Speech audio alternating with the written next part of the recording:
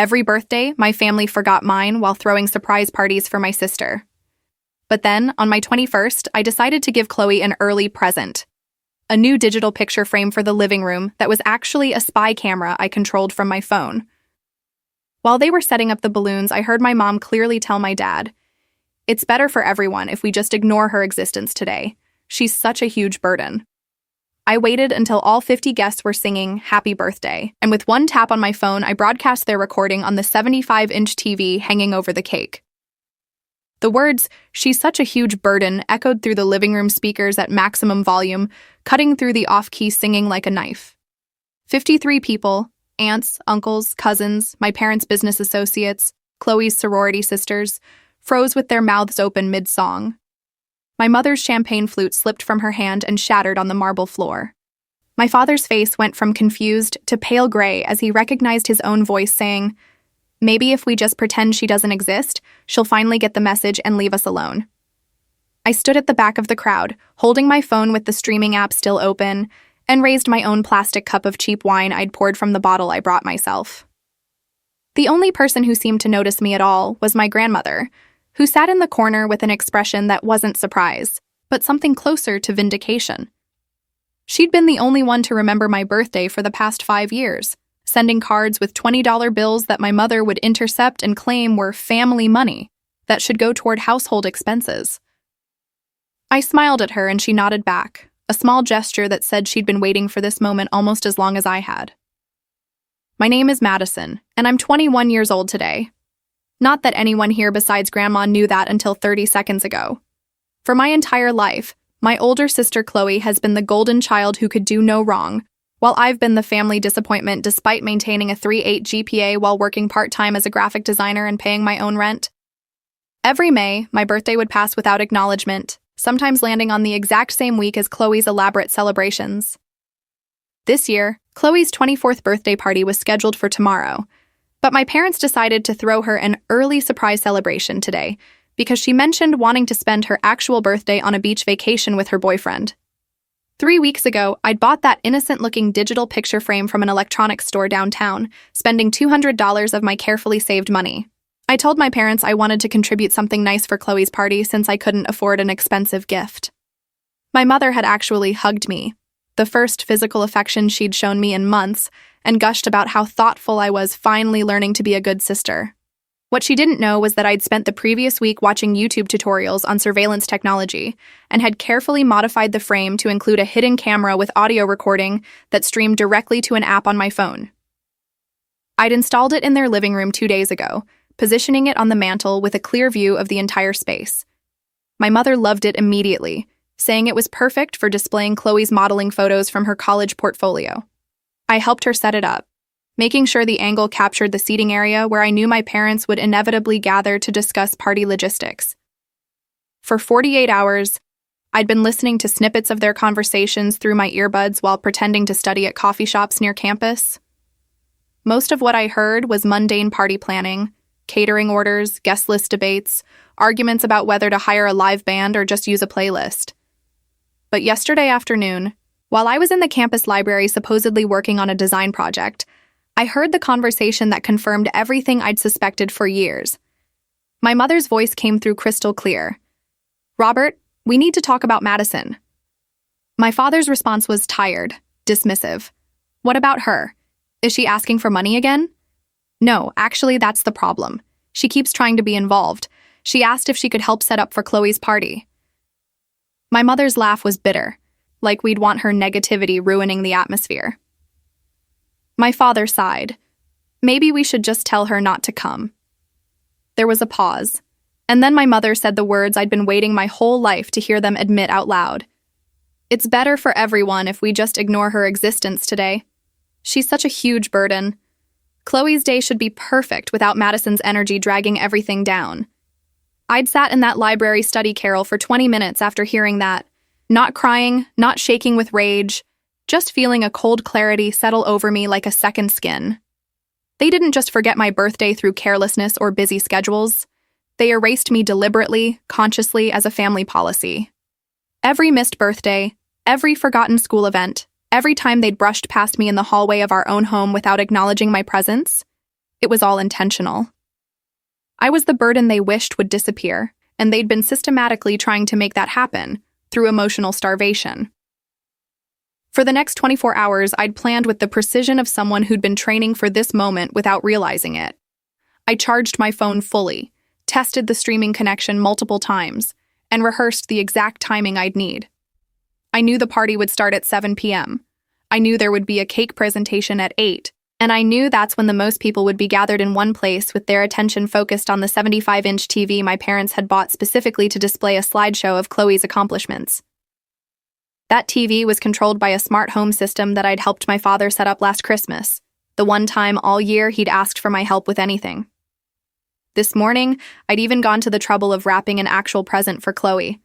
A nice leather journal I knew she'd never use, purchased with money I needed for groceries. I'd dropped it off early during the setup phase and made polite conversation with my mother about how beautiful everything looked. She'd barely glanced at me, distracted by arguing with the caterer about appetizer placement. I'd slipped away without anyone noticing, drove back to my small studio apartment across town, and waited. At 7:45 p.m., I'd returned, parking down the street so my beat-up Honda wouldn't be visible in the driveway among the BMWs and Teslas of my parents' social circle. I'd walked in through the back door, which was never locked during parties, and positioned myself behind a cluster of Chloe's sorority friends who wouldn't recognize me. I'd watched my sister hold court in a designer dress that cost more than my monthly rent, accepting congratulations and admiration from people who'd been taught my entire life that she was worthy of celebration, while I was worthy of erasure. The cake had been wheeled out at 8:03 p.m., a 3-tier monstrosity decorated with edible gold leaf and topped with sparklers. The lights had dimmed. Someone had started the birthday song. And at 8:04 p.m., I'd tapped 3 buttons on my phone. One to connect to the smart TV, one to override the slideshow, and one to play the audio file I'd saved with 30 seconds of my parents' conversation from yesterday afternoon. Now, in the silence that followed the broadcast, I watched my mother's face cycle through confusion, recognition, horror, and fury in the span of 5 seconds. She knew immediately what had happened, even if she didn't understand how. Her eyes scanned the crowd frantically, landing on me standing in the back with my phone still held up like a weapon.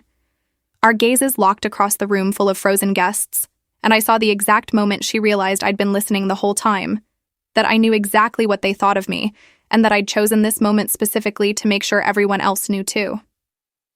My father followed her stare, and his expression shifted from confusion to rage. "Madison," he said, his voice low and dangerous. "What did you do?"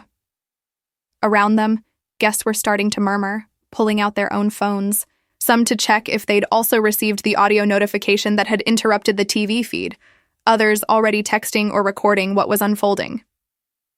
Chloe stood next to her cake with tears starting to streak her makeup, but they weren't tears of sadness.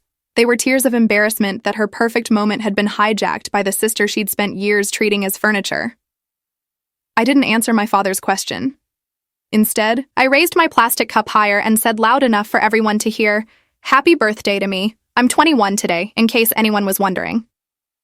The murmur of the crowd turned into audible gasps and uncomfortable whispers. Several people I recognized as distant relatives, my mother's sister, my father's brother, cousins I'd played with as children, were staring at me with expressions ranging from shock to dawning comprehension. They were doing the math in their heads, realizing that my birthday fell on the same week every year, and that this elaborate party for Chloe was happening on the exact day I'd turned legally adult. My grandmother stood up from her corner chair with surprising speed for someone in her 70s. She walked through the crowd, which parted for her automatically, and stopped directly in front of my mother. "Diana," she said in a voice that could cut glass, "I think it's time we had that conversation about family priorities I've been requesting for 20 years. She turned to me and held out her hand. "Madison, sweetheart, would you like to come home with me? I made a birthday cake for you this morning. It's just a simple chocolate cake, but I remembered you always preferred chocolate to vanilla." My grandmother's hand felt warm and solid in mine as she led me toward the front door, her grip firm enough to communicate that she wasn't asking permission from anyone. Behind us, the party had dissolved into chaos, my mother's voice rising in shrill protests, my father barking orders at guests to disregard this ridiculous drama, and Chloe sobbing loud enough that her boyfriend had to physically support her weight. Several guests were already heading for the exit, clutching their purses and avoiding eye contact with my parents. The social calculus was simple. Being present for this family implosion was far more damaging to their reputations than leaving a party early. Wait. My mother's voice cracked through the noise. She'd pushed through the crowd and was blocking our path to the door, her face flushed and her carefully applied makeup starting to run with perspiration. Madison, you don't understand what you've done. You've humiliated your entire family in front of everyone we know. She reached for my arm, but I stepped back smoothly, keeping my grandmother between us like a shield. Whatever you think you heard, it was taken completely out of context. Your father and I were just venting normal parental stress. Every parent complains about their children sometimes. I pulled out my phone again and tapped the screen. Should I play the rest of the recording? The part where you discussed how much easier Christmas would be if I just stopped existing? Or maybe the conversation from last month where you told Dad that paying for Chloe's spring break trip was a better investment than helping me with my tuition because I'd probably drop out anyway. My mother's face went white. She hadn't realized I'd been recording for weeks, collecting evidence of every casual cruelty they thought was private. My father appeared beside her, his insurance executive composure badly rattled. Madison, let's discuss this privately. There's no need to air family business in front of guests. He glanced around at the remaining people, many of whom were very obviously recording this entire confrontation on their phones. His company did business with at least a dozen people in this room. I'd designed enough of his presentation materials to know exactly who his professional network included. We can work this out like adults if you just calm down and stop this vindictive behavior. Vindictive? My grandmother's voice could have frozen fire. Robert, your daughter just turned 21 years old and you scheduled another child's birthday party on top of hers. Again, for the 7th year in a row. She turned to address the remaining guests directly, her voice carrying the authority of someone who'd been the family matriarch for 40 years. How many of you knew Madison had a birthday this week? How many of you have ever been invited to celebrate her accomplishments? Silence answered her. That's what I thought. This isn't vindictive behavior. This is a young woman finally standing up for herself after being systematically erased by her own parents. Chloe pushed forward, her designer dress swishing dramatically. This is my birthday party, Madison. My day. You've always been jealous of me, and now you're trying to ruin the one day that's supposed to be about me. She was working herself into a full theatrical meltdown, the kind that had always resulted in our parents immediately rushing to comfort her and discipline me for causing her distress. You're so selfish. You couldn't even let me have this one perfect moment without making it about you and your victim complex. Your birthday is tomorrow, Chloe, I said flatly. This party is happening today, on my actual birthday, because you wanted to go to the beach with your boyfriend on your actual birthday. Mom and Dad decided throwing you an early party on my birthday was more important than acknowledging I exist.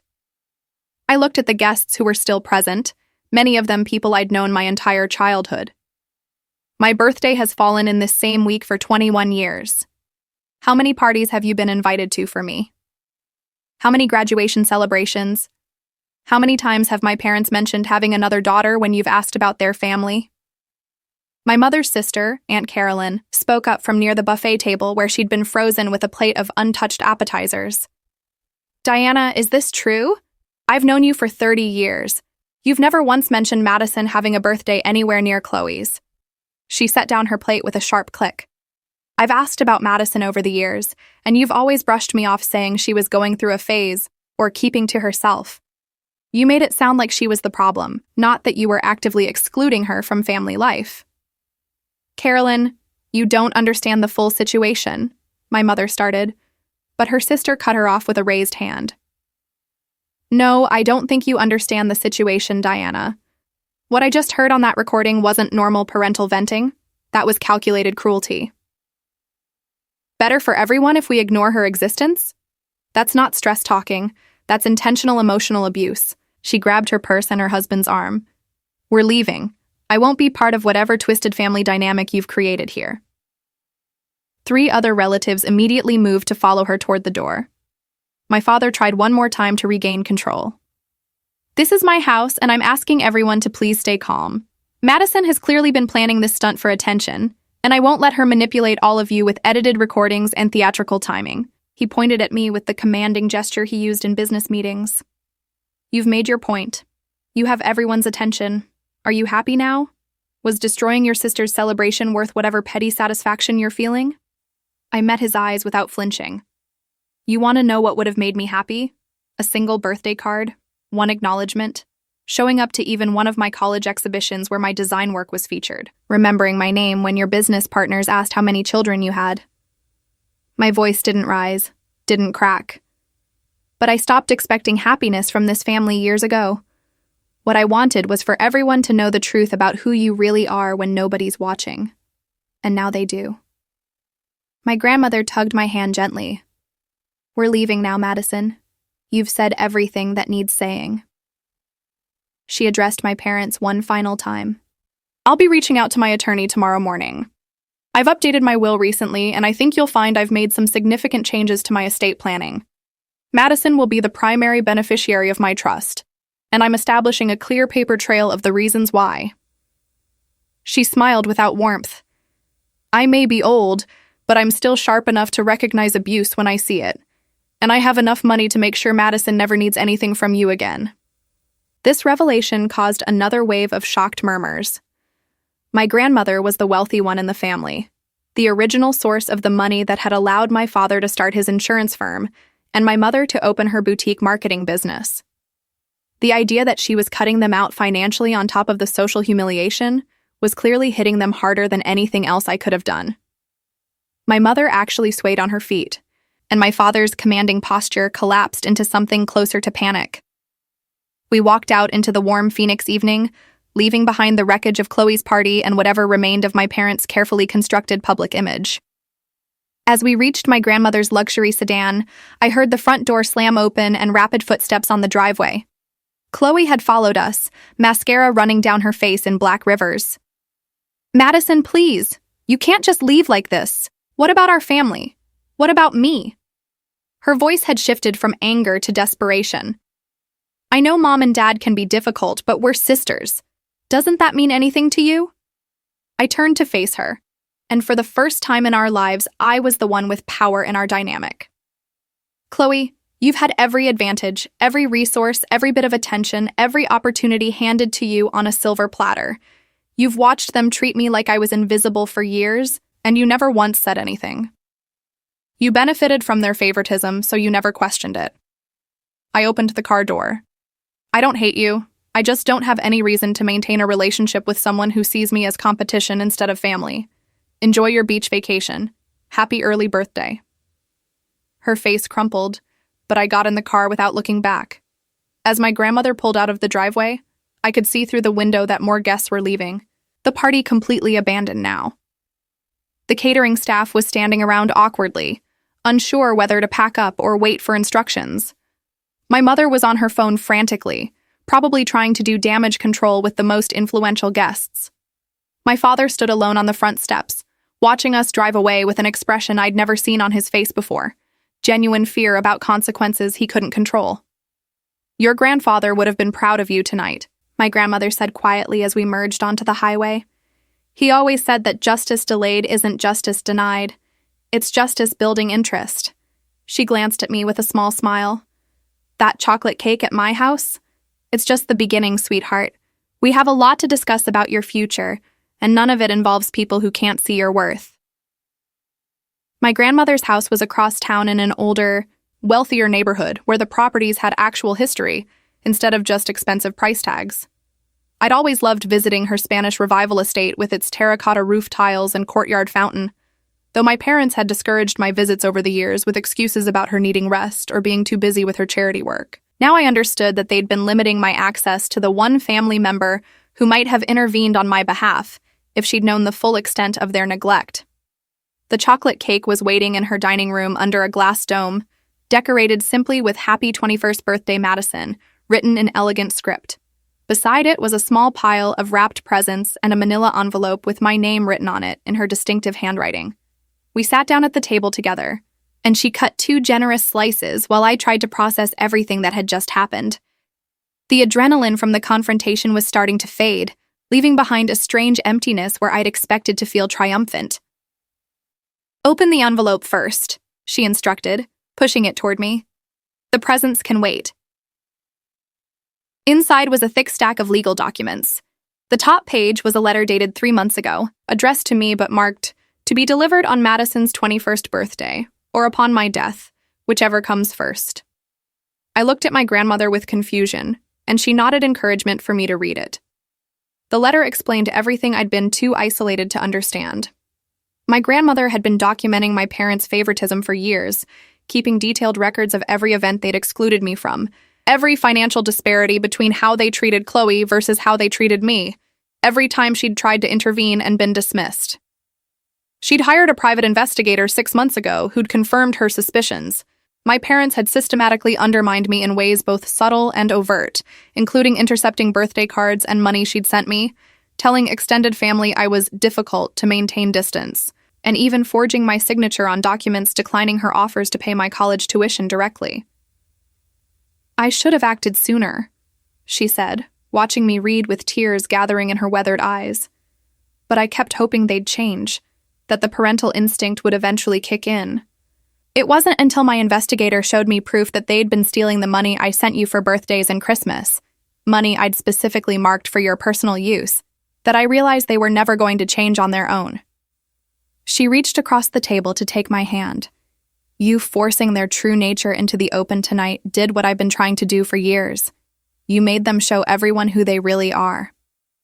The other documents in the envelope were equally stunning. My grandmother had established a trust fund in my name worth $800,000, sourced from investments she'd made decades ago, specifically for her grandchildren's futures.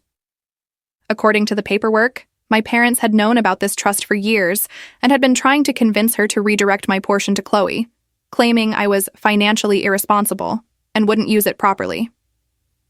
My grandmother had refused, and had recently moved all the documents to a law firm my parents didn't have access to. There was also documentation of every expense my parents had claimed as family costs that had actually gone exclusively to Chloe: spring break trips, car payments, designer clothing, sorority fees. The investigator had obtained credit card statements showing a pattern of spending that told the story more clearly than words could. In the past 3 years alone, my parents had spent over $200,000 on Chloe's lifestyle, while I'd received exactly nothing. They'd even claimed my grandmother's intercepted birthday money as household income on their tax returns, essentially stealing from me twice over. "What do I do with all this?" I asked, feeling overwhelmed by the weight of the evidence in my hands. "Whatever you want," my grandmother replied firmly. "You're 21 now, legally an adult, and that trust activates immediately. The money is yours, no strings attached. But I'll give you my advice if you want it. Use some of it to finish your degree without working yourself to exhaustion. Use some of it to establish yourself independently so you never need anything from them again. And if you want justice beyond what happened tonight, use some of it to hire a lawyer who can help you explore your legal options regarding the financial abuse and theft." We ate cake in comfortable silence while I processed this information. Through the dining room windows, I could see the Phoenix city lights spreading out below us like a constellation. My phone had been buzzing constantly since we left the party.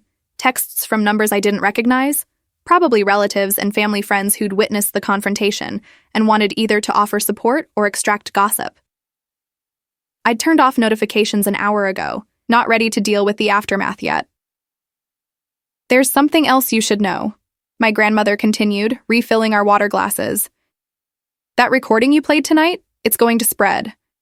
People were filming, and in today's social media culture, that kind of dramatic confrontation gets shared rapidly. By tomorrow morning, there's a good chance the video will be circulating beyond just the people who were physically present." She saw my expression and added quickly, "I'm not saying that to scare you, sweetheart. I'm saying it so you're prepared. Your parents are going to face social and possibly professional consequences for what they said about you." "Good," I said, surprising myself with the venom in my voice. "They deserve it." "They do," she agreed. "But you need to be ready for them to fight back. Your father's entire business is built on his reputation as a family man and trustworthy community member. Your mother's marketing firm caters to wealthy clients who value image and discretion. What you did tonight threatened both of their professional foundations. They're going to try to discredit you, paint you as unstable or manipulative, anything to salvage their reputations." As if summoned by her words, my phone lit up with an incoming call from my mother. I let it go to voicemail. 30 seconds later, a text arrived. Madison, we need to talk immediately. You've done serious damage tonight, and we need to discuss how you're going to help fix this situation. Call me. The entitlement in even her text message, demanding I help fix the situation I'd exposed rather than taking responsibility for creating it, was almost impressive in its audacity. Another text followed within minutes, this one from my father. Your behavior tonight was unacceptable and potentially libelous. You've damaged our professional reputations with false allegations and manipulated recordings. I strongly suggest you issue a public apology and retraction before this escalates to legal action. The threat was barely veiled. He was already pivoting to intimidation, trying to scare me into backing down. I showed both texts to my grandmother, who read them with a grim expression. That's exactly what I expected. They're panicking because they know the social damage has already been done, so now they're trying to regain control by threatening you legally. She stood up and retrieved her own phone from her purse. With your permission, I'm going to forward these texts to my attorney tonight. This is harassment, and it establishes a pattern of them trying to silence you rather than taking accountability. What if they do sue me? The fear was real, even though logically I knew I'd done nothing illegal. I don't have money for lawyers or court cases. You have $800,000 and a grandmother who has plenty more, she said firmly. And more importantly, you have the truth on your side. Those recordings weren't manipulated. They were your parents' actual words, recorded in their own home where you had permission to be. You didn't trespass. You didn't break any wiretapping laws because Arizona is a one-party consent state for recordings, and you didn't make any false statements. All you did was let them expose themselves. She smiled grimly. Besides, the last thing they want is an actual lawsuit that would put all of this evidence in front of a judge and make it part of public record. Over the next hour, she walked me through practical next steps. First, I would stay with her for at least the next week, giving me physical distance from my parents and time to decide on my next moves. Second, I would document everything, save all texts, emails, and voicemails from my parents and Chloe, especially ones that contained threats or admissions. Third, I would meet with her attorney within the next few days to discuss my options, including whether to pursue legal action for the intercepted money and financial abuse. There's one more thing, she said, pulling out another document from a folder she'd brought from her study. This is a cease and desist letter, already prepared and ready to send to your parents. It formally demands they stop contacting you, stop discussing you publicly, and return any property or money they've taken from you over the years. If they violate it, we have grounds for a restraining order. She looked at me seriously. You don't have to send it if you think there's any chance of reconciliation, but given what I heard tonight and what I know of their history, I don't think reconciliation is remotely likely or advisable. I thought about my mother's text demanding I help fix this situation, and my father's immediate pivot to legal threats. I thought about 21 years of being invisible, of fighting for scraps of attention while Chloe was showered with everything I'd been denied. I thought about how they'd stolen money meant for me and lied to family members about my character to maintain their perfect image. Send it, I said, tonight if possible. My grandmother made the call to her attorney, putting it on speaker so I could hear. Within 15 minutes, the cease and desist was being sent via email and overnight courier to my parents' home address. The attorney also confirmed he'd be available to meet with me on Monday morning to discuss next steps. When my grandmother hung up, she raised her water glass in a toast. To truth, justice, and the beginning of your real life, Madison. The one where you're valued and respected as you should have been all along. We clinked glasses, and for the first time in years, I felt something close to hope. By Sunday morning, my grandmother's prediction had come true in spectacular fashion. The video of my parents' recorded conversation and the subsequent confrontation had been shared across multiple social media platforms, racking up hundreds of thousands of views overnight. Someone had created a hashtag, Madison's birthday, and it was trending locally with people sharing their own stories of family favoritism and parental neglect. Several larger accounts had picked up the story, and by noon, a lifestyle blogger with 2 million followers had posted a detailed breakdown of the forgotten daughter's birthday revenge, complete with screenshots and commentary. I discovered all of this when I finally worked up the courage to check my phone. In addition to the viral video, someone had created a crowdfunding page for my education expenses that had already raised $12,000 from strangers who'd been moved by the recording. I had 347 messages across various platforms, dozens of friend requests from people I'd never met, and 17 voicemails, most from my parents, but several from local news stations asking if I'd be willing to give an interview. The most unexpected message was from my former roommate, Jessica, who I'd lived with during sophomore year before moving to my studio apartment. Madison, I just saw the video, and everything makes sense now. I always thought it was weird how your family never visited or called, but you acted like it was normal. I'm so sorry I didn't realize what was happening. If you need anything at all, please reach out. The message made my throat tight. I'd been so well trained to minimize and excuse my parents' behavior that I'd successfully hidden the truth from even people who'd lived with me. My grandmother found me in her guest room, scrolling through the overwhelming flood of responses with tears running down my face. "Too much?" she asked gently, sitting beside me on the bed. "It's just all these people. Strangers who heard that recording and understood immediately that something was wrong. Meanwhile, I spent years thinking maybe I was the problem. Maybe if I just tried harder, or was more like Chloe, they'd love me the way they loved her." I wiped my eyes roughly, and now thousands of people I've never met can see in 30 seconds what I couldn't accept for 2 decades. That's what abuse does, sweetheart. It makes you doubt your own perception of reality. She showed me her own phone where she'd been monitoring the social media response. But look at what else is happening. Your parents' businesses are being directly impacted. Your father's insurance firm's Facebook page is being flooded with comments asking how they can trust a man who treats his own daughter that way. Your mother's marketing boutique has lost 3 clients as of this morning, according to my sources, with more reconsidering their contracts. She pulled up another window showing local Phoenix social media groups. And look at this. The country club where your parents are members is facing pressure to review their membership. The board is getting calls from other members who don't want to be associated with them. Your mother's charity foundation work is being questioned. Everything they've built their social standing on is crumbling because people now see the disconnect between their public image and their private cruelty. There was a bitter satisfaction in watching the consequences unfold in real time, but also a growing unease. What if they're right about me destroying their lives? The doubt crept in despite everything I knew to be true. What if this ruins them completely? My grandmother's expression hardened. Madison Claire Hayes listened to me very carefully. You did not destroy their lives. You revealed the truth about how they chose to live their lives. There is a massive difference. She gripped my shoulders firmly. They could have been loving parents. They could have treated both their daughters with equal care. They could have been honest about their favoritism instead of gaslighting you into thinking you were imagining it. Every choice that led to this moment was made by them, not you. She was right, but the programming of 21 years didn't disappear overnight. My phone buzzed with another call from my mother, the 7th one since midnight. This time, I answered on speaker so my grandmother could hear. "Madison, thank God. Listen to me very carefully." My mother's voice was ragged, desperate in a way I'd never heard before. "You need to post a statement immediately saying that recording was taken out of context, that you edited it to sound worse than it was. Anything to stop this nightmare. Our lives are falling apart. Your father might lose his largest corporate client.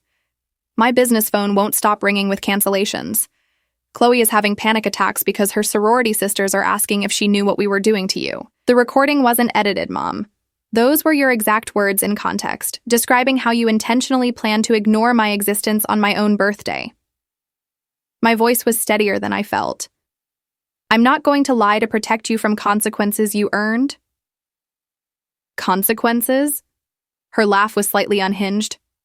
"Madison, you've cost us hundreds of thousands of dollars in business losses in less than 24 hours. Your father's business partners are reconsidering their investments. I've had to resign from 2 charity boards because the other members don't want the negative publicity. This isn't consequences. This is you actively destroying your own family out of spite. You destroyed this family years ago when you decided one daughter was worth loving and the other was a burden to ignore," I replied. "I just made sure everyone could see what you'd been doing in private." There was a long pause, and when my mother spoke again, her voice had shifted to cold calculation. "Fine. If you won't help fix this voluntarily, you're forcing our hand. Your father has already spoken to our attorney about filing a defamation suit. We'll also be pursuing legal action for the unauthorized recording and for the theft of the digital picture frame, which was purchased with our money for our home." The threat was hollow. We both knew the recording was legal and the frame had been my own purchase, but she was desperate enough to try anything. "Mom, I have documentation proving I bought that frame with my own money from my own account. I also have proof you've been stealing grandmother's birthday money meant for me for years. And I have a lawyer who's very interested in discussing the legal definition of financial abuse and theft from a minor." I let that sink in. "So if you want to meet in court, we can absolutely do that. But I promise you, discovery is going to be extremely unpleasant for you when every detail of how you treated me for 21 years becomes public record." The line went dead. My mother had hung up, unable to counter the reality that a lawsuit would only expose more of their behavior to legal scrutiny. My grandmother squeezed my hand proudly. An hour later, I received a text from Chloe. A long, rambling message that was clearly typed through tears based on the typos and incomplete sentences. The essence of it was that I'd been selfish and vindictive, that I'd ruined her birthday and her reputation, that her boyfriend was questioning whether he wanted to be with someone from such a dysfunctional family, and that if I'd just talked to them privately instead of going nuclear, everything could have been worked out. I typed and deleted 3 different responses before finally settling on the truth. "Chloe, I tried talking for years. I asked why I never got birthday parties. I questioned why my accomplishments were ignored. Every time I was told I was being dramatic or jealous or asking for too much. You can't have a private conversation with people who refuse to acknowledge there's a problem. I hope your boyfriend realizes the dysfunction came from mom and dad, not from me refusing to be their punching bag anymore. Happy birthday, tomorrow." She didn't respond, but I saw that she'd read the message within 30 seconds.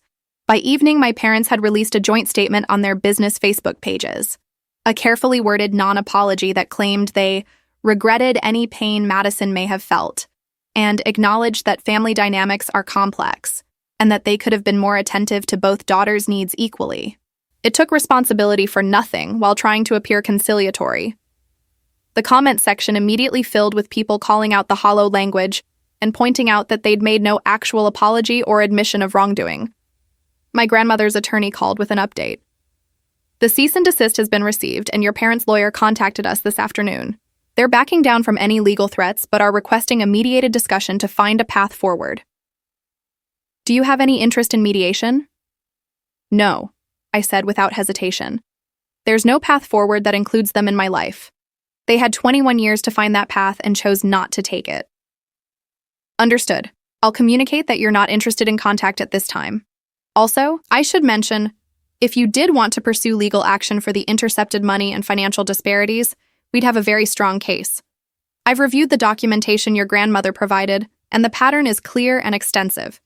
You'd very likely win a civil suit for recovery of funds, and there might even be grounds for criminal charges if we can prove intent to defraud." I thought about it seriously for several minutes. The money grandmother was giving me meant I didn't need to recoup what they'd stolen. But there was something appealing about the idea of them facing real legal consequences beyond just social embarrassment. "Let me think about it for a few days," I said finally. "Right now, I just want to finish processing everything that's happened and figure out my next steps for school and work and everything else, but I don't want to rule it out completely." After the call ended, my grandmother and I sat in her living room watching the sunset over Phoenix. The viral video was starting to slow its spread, but it had already been viewed millions of times and had become a case study in family dynamics across dozens of parenting blogs and psychology podcasts. My parents would never escape it completely. Their names were now permanently associated with the recording of them casually discussing erasing their daughter's existence. "Do you regret it?" my grandmother asked quietly. "Now that you've seen the full fallout?" I considered the question honestly. My parents' lives were genuinely disrupted. Business losses, social exile, public humiliation. Chloe was collateral damage, her perfect life complicated by association. Extended family members were choosing sides, with some defending my parents and others condemning them. The family structure I'd grown up in, dysfunctional as it was, had been completely demolished. "No," I said, and meant it. "I regret that it had to happen this way, I regret that they couldn't just love me the way they loved Chloe and that this whole thing could have been avoided. But I don't regret exposing the truth. They earned every consequence they're facing, and if nothing else, maybe the next kid who grows up feeling invisible in their own family will see this story and know they're not crazy, and it's not their fault. My grandmother smiled and raised her evening tea in a toast. To the truth, no matter how painful it is to tell. We clinked cups as the Phoenix skyline lit up with evening lights, and I felt the weight of 21 years of silence finally lift from my shoulders. 3 weeks after my 21st birthday, I sat in a conference room at my grandmother's attorney's office, facing a decision I'd been circling since the night of the party. The civil lawsuit paperwork was laid out in front of me, meticulously documenting every intercepted birthday check, every redirected gift, every financial disparity between how my parents treated Chloe versus how they treated me. The numbers were staggering when totaled, over $90,000 in direct theft across 16 years, plus the intangible damage of stolen opportunities and emotional abuse. You understand that filing this will make reconciliation essentially impossible, the attorney Martin Chen reminded me. Not that reconciliation seems likely given their continued behavior, but this will be the absolute final bridge burning. I looked at the documents again. In the week since the party, my parents had made exactly 0 genuine attempts at apology or accountability. Instead, they'd tried manipulation, my mother calling crying about how I was destroying the family legacy, my father sending messages through distant relatives about how I was being unreasonable and vindictive. Chloe had posted a vague social media statement about family betrayal that her followers understood as aimed at me, conveniently ignoring that the betrayal had flowed in the opposite direction for 2 decades. Most damningly, I'd learned through my grandmother's investigator that my parents had held a small redo party for Chloe last week, deliberately scheduling it and posting photos to make it clear they were moving forward without acknowledging any wrongdoing. The message was clear. I could be erased from their lives just as easily as they'd been trying to erase me all along. File it, I said, signing my name on the bottom of the complaint. They've had 3 weeks to take real accountability, and instead they've doubled down on denying they did anything wrong. If they won't choose accountability voluntarily, maybe a judge can force them into it. Martin nodded and began gathering the paperwork. This will hit the court system by tomorrow, and they'll be served by the end of the week. Based on the evidence we have, I'd estimate we'll reach a settlement within 3 months. They won't want this going to trial where everything becomes public record. He was right. 4 days after my parents were served with the civil lawsuit, their attorney called requesting an emergency settlement negotiation. They were desperate to avoid a trial that would put every detail of their financial abuse into court transcripts that reporters could access. Martin negotiated hard, and within 2 weeks we had an agreement. My parents would pay $135,000, the original $90,000 they'd stolen, plus damages for emotional distress and legal fees. They would also be required to sign a document admitting to the financial misconduct, which would be filed with the court as part of the settlement. The admission was the part I insisted on, even though Martin said most defendants would refuse. But my parents' attorney convinced them that fighting would cost more in legal fees and guarantee a trial that would be covered by every local media outlet still following the viral birthday video story. They signed, and for the first time in my life, there was official documentation that I hadn't been crazy or oversensitive. They had genuinely, deliberately mistreated me. My grandmother had been monitoring the social fallout with the precision of a general tracking battlefield movements. My father's insurance firm had lost 40% of its client base, forcing him to lay off 3 employees and move to a smaller office. My mother's boutique marketing firm had essentially collapsed, with only 2 clients remaining and those on month-to-month contracts. They'd sold their large suburban house and moved to a modest condo closer to my grandmother's neighborhood, though she'd made it clear they weren't welcome to contact her either. Most satisfying was the country club membership situation. After weeks of deliberation and pressure from other members, the board had formally revoked my parents' membership due to conduct inconsistent with club values. This mattered because that country club had been their primary social networking hub for 2 decades, the place where my father had met his biggest clients and my mother had cultivated her image as a charitable society matriarch. Losing access was essentially a social death sentence in their former circles. Chloe's life had also been dramatically affected, though I felt less satisfaction about that since she'd been a victim of our parents' toxicity in her own way. Her boyfriend had indeed broken up with her, unable to handle the family drama. She'd been asked to step back from leadership roles in her sorority due to controversy surrounding her family situation. She'd even lost her position at my mother's firm when the business collapsed.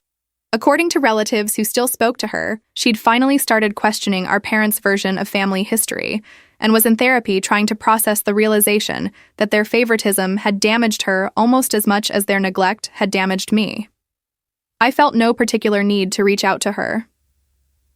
Maybe someday we could have an honest conversation, but it would have to be on my terms, and only after she'd done the work of truly understanding her complicity in my erasure. For now, she was part of the past I was systematically cutting away. The settlement money arrived in my account on a Tuesday morning. Combined with my grandmother's trust fund, I now had just over $1 million, more money than I'd ever imagined having, and certainly more than I needed as a 21-year-old college student. My grandmother and her financial advisor helped me set up proper investment accounts and a budget that would allow the money to grow while I finished my degree without financial stress. I made one final decision about the money that felt important. I donated $50,000 to a nonprofit that supported youth from dysfunctional families, specifically funding a program for college students dealing with family estrangement. When the director called to thank me, I explained briefly where the money had come from. "It's my parents' money," I said, "but I'm making sure it goes somewhere that actually helps people instead of just funding their image management and favoritism."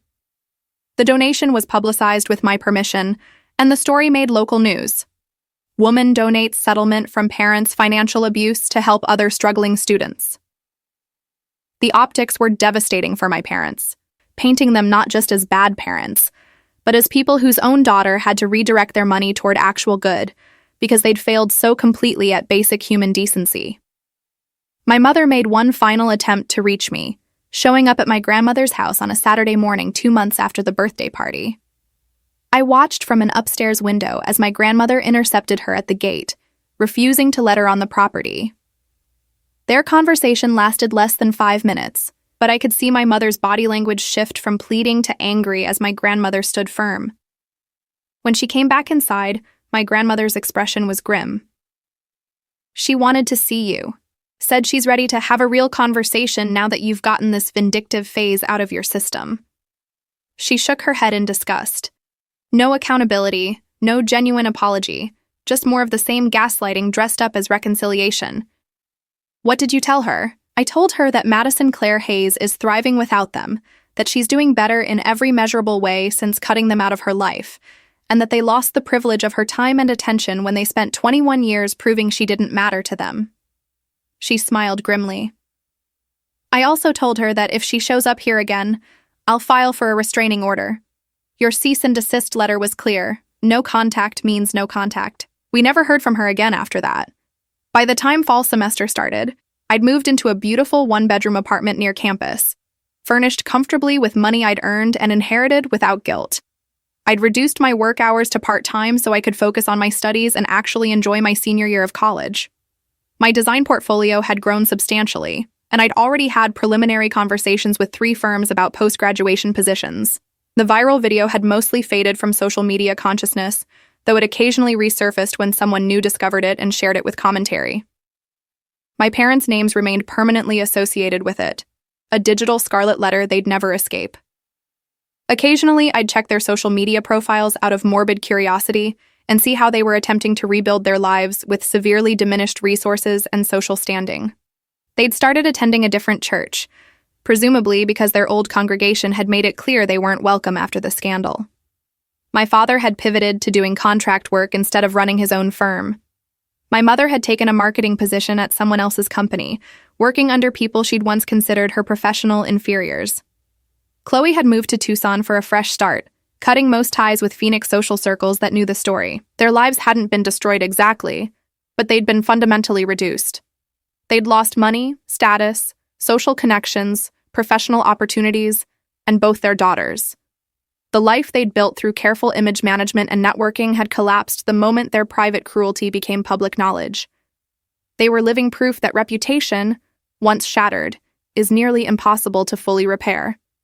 On my 22nd birthday, exactly 1 year after the party that changed everything, I woke up in my comfortable apartment to a text from my grandmother.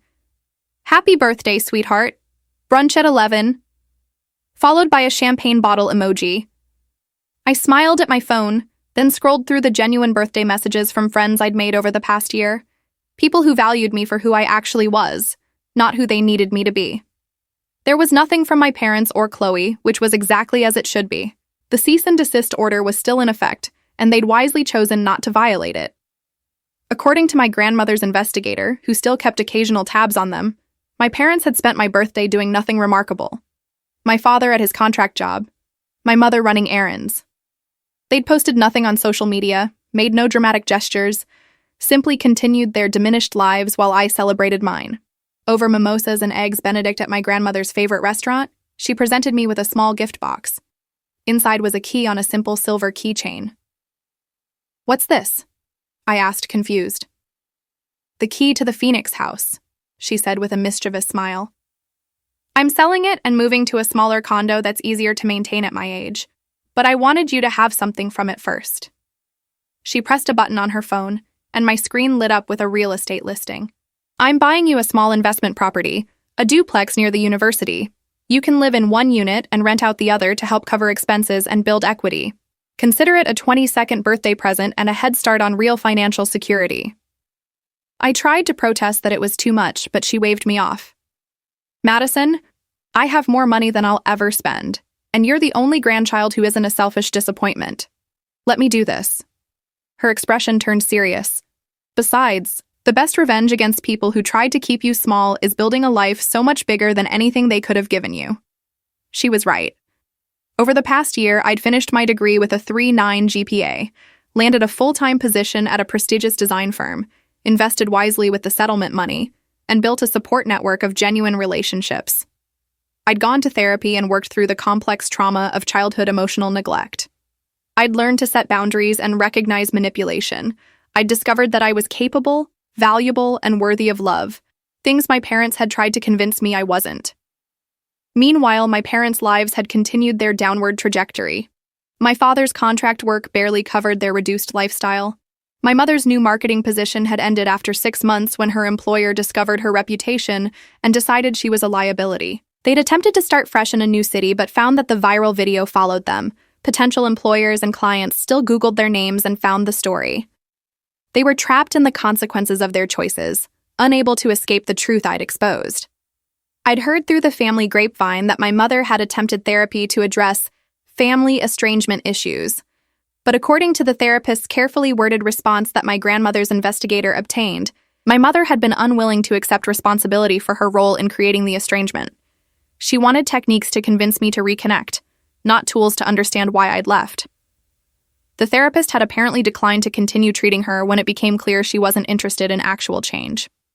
Chloe had made slightly more progress, at least according to the one email she'd sent me 6 months after the party. It was long and rambling, acknowledging that she'd taken for granted how mom and dad treated you differently, and that she was starting to realize how toxic that environment was for both of us. She'd asked if we could maybe talk sometime, not to fix anything necessarily, but just to acknowledge what happened. I'd thought about it for weeks before responding with a brief message. "I appreciate you acknowledging the situation. I'm not ready to have a relationship right now, but I'm glad you're working on understanding what happened. Maybe in a few years we can revisit this conversation. I hope you're doing well in Tucson." She'd respected that boundary, sending only occasional holiday messages that I read, but didn't always respond to. The most unexpected fallout had come from the extended family. Several relatives I'd barely known had reached out after the video went viral, apologizing for not noticing or intervening in my parents' favoritism. My mother's sister Carolyn, who'd walked out of the party that night, had become a regular presence in my life, taking me to lunch monthly and sharing stories about my mother's childhood that helped me understand where the dysfunction had originated. Apparently, their own mother, my maternal grandmother who died before I was born, had played favorites with her children, lavishing attention on Carolyn while neglecting my mother. My mother had essentially recreated her own childhood trauma, casting me in the role she'd once played. Understanding the cycle didn't excuse the behavior, but it provided context. My mother had never processed her own childhood pain, so she'd unconsciously inflicted it on me. Breaking that cycle by refusing to accept the role she'd assigned me was perhaps the most important thing I'd ever done. Not just for myself, but potentially for future generations who wouldn't inherit that particular family dysfunction. At my grandmother's insistence, we raised our glasses in a toast. To Madison, she declared, who had the courage to tell the truth when silence would have been easier, who rebuilt her life from honesty instead of false peace, and who proved that the best revenge is living well and letting karma handle the rest. To justice, I added, not the kind that comes from forgiveness or reconciliation, but the kind that comes from accountability and consequences. They wanted me to disappear quietly. Instead, I made sure everyone could see exactly who they were. As we clinked glasses, I thought about the recording that had started everything, 30 seconds of audio that had exposed 21 years of careful deception. My parents had spent 2 decades building a public image as loving parents and upstanding community members, while privately treating me as a burden to be erased. They'd assumed their private cruelty would remain private, that I would either disappear as they wanted or continue to suffer in silence like a good, compliant daughter. They'd underestimated me completely. They'd never imagined I had the intelligence to plan, the courage to execute, or the strength to withstand the aftermath. They'd thought of me as weak, forgettable, unimportant, and that miscalculation had cost them everything they'd worked to build. My phone buzzed with a notification, a news alert about my mother's former marketing firm officially declaring bankruptcy. Another consequence, another piece of their old life crumbling away. I showed it to my grandmother, who smiled without sympathy. Every empire built on lies eventually collapses, she said simply. You just accelerated the inevitable. We finished brunch and walked through the Phoenix Botanical Garden, enjoying the desert spring blooms. My grandmother pointed out various plants, sharing memories of bringing me here as a child, on the rare occasions my parents had allowed unsupervised visits. I always knew you were special, she said.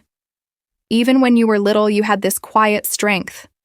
Your parents mistook your gentleness for weakness. That was their first mistake. What was their second mistake? I asked. Assuming you'd keep their secrets, she replied. Abusers rely on silence. The moment you decided to speak, their whole system collapsed. As the afternoon sun warmed the garden path, I realized she was absolutely right. My parents' power over me had existed only as long as I'd agreed to maintain the fiction that everything was normal. The recording had shattered that fiction, and without it, they had no defense against the natural consequences of their behavior. They were still out there somewhere in their reduced circumstances, probably still believing they were the victims of my vindictiveness rather than the architects of their own downfall. They'd likely never achieve genuine self-awareness or accountability. But that was no longer my problem to solve or my burden to carry. I had my own life to build, one founded on truth, authentic relationships, financial security, and the hard-won knowledge that I was worthy of love and respect, simply by existing. My 21st birthday had been the beginning of that life, the moment I'd stopped accepting crumbs and demanded the full acknowledgement I'd always deserved. The best part? Every day I lived well. Every success I achieved, every genuine connection I made was proof that they'd been wrong about me. I wasn't a burden. I wasn't forgettable. I wasn't the problem child they'd tried to paint me as.